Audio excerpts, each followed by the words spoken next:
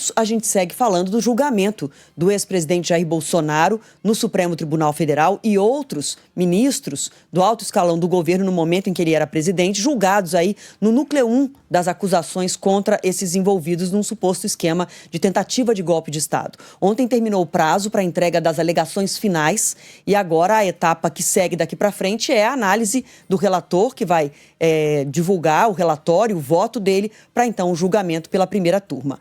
Os advogados, as defesas desses integrantes desse núcleo 1 da acusação, eles usaram o prazo até o final, foi na noite de ontem, nos momentos finais que essas defesas começaram a ser protocoladas no Supremo Tribunal Federal. O Caian Messina está acompanhando. O ex-presidente Jair Bolsonaro negou qualquer envolvimento com o golpe de Estado, né, Caian? Mais uma vez, ele negou esse envolvimento. Boa tarde.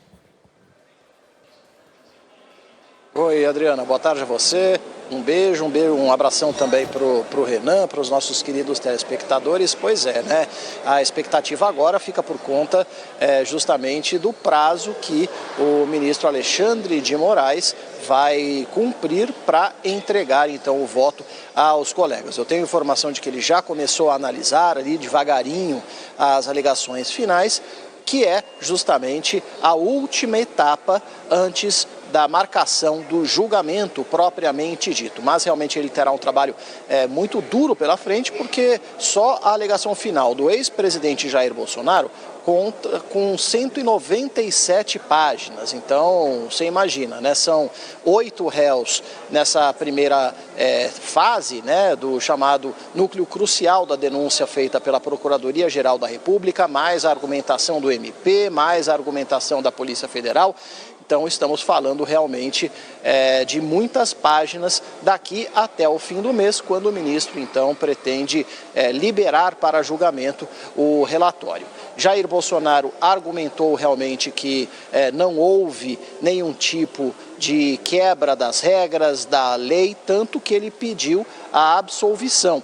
E afirmou que teve o direito de defesa cerceado, porque não teve a possibilidade de acompanhar todas as provas que teriam sido produzidas contra ele pela Procuradoria-Geral da República, e também declarou que, em momento algum, liderou a tal organização criminosa que, segundo a PGR, teria planejado uma tentativa de golpe de Estado no Brasil. Essa foi a linha também de praticamente todos os outros réus do processo, né? Estamos falando de Walter Braga Neto, o general Heleno, o general Paulo Sérgio Nogueira Batista, estamos falando também, né, do deputado Alexandre Ramagem, Anderson Torres, ex-ministro, além do próprio Mauro Cid, que mais uma vez pediu para o Supremo Tribunal Federal que tenha realmente o perdão, né? Porque ele, como delator desse suposto esquema, ele tem o direito de pedir, então,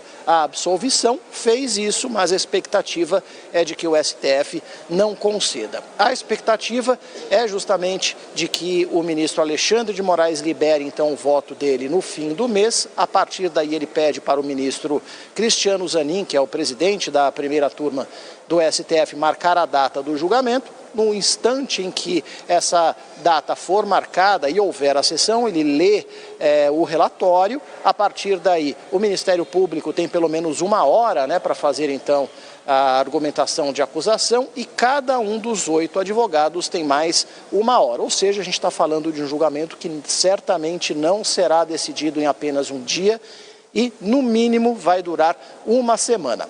Na sequência, o ministro Alexandre de Moraes lê, então, o voto, e o voto é justamente debatido pelos outros ministros. São necessários 3 votos dos 5 ministros para absolver ou condenar cada um dos réus, Adriana.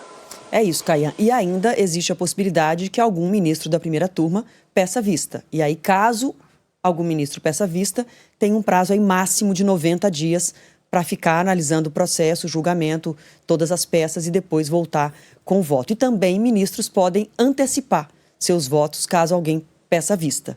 Então, a gente pode ter uma decisão de placar, né, de número de votos suficientes por um caminho, por uma decisão, mas se algum ministro pedir vista, a decisão final ainda é adiada por mais 90 dias.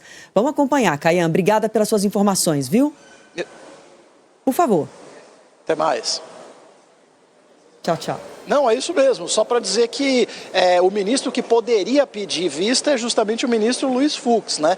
Então está havendo ali um trabalho de bastidores para tentar convencer o ministro a votar junto com a turma para que esse caso realmente tenha o desfecho o mais rápido possível, para um lado ou para o outro. É isso. Obrigada demais. Tchau, tchau.